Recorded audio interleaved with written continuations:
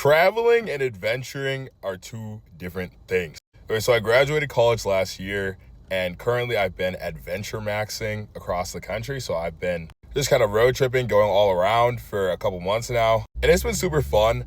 But as someone who's like traveled around before, I think there's truly such a difference between just going to one spot and like staying there for like a week to three, maybe 3, 4 weeks max probably, or even like a summer, versus like just continually going from one spot to the next spot to the next spot, like you're an anime character, like you're Luffy, or like you're in Steel Ball Run or something. Instead of just like settling in one space, knowing it's temporary, and then just like going back to your regular old life, you're gonna have to always sort of be adjusting, learning how to just like be on the fly, constantly exposing yourself to new stuff instead of just letting a new settle in and then leave.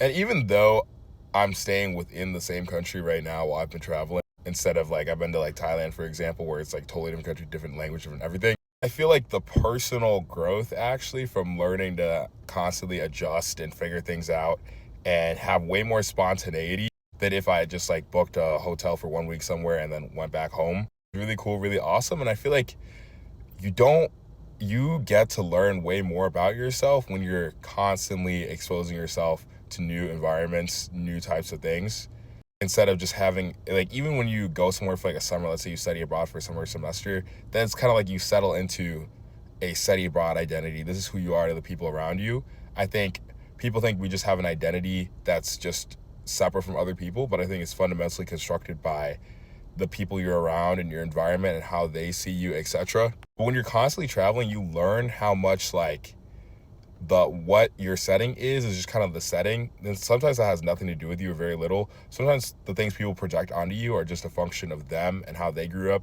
and not you. So you could be one place and be super duper cool. You could be another place, be the exact same person, and be super duper lame.